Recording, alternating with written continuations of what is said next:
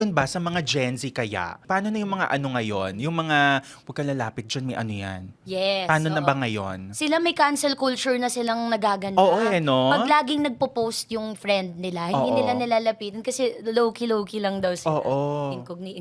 Incognito. Ayaw nila ng masyadong expose yung mga life nila. Tsaka naka-close friends. Ang Yeah, IG yung story. green. Oh, yung green.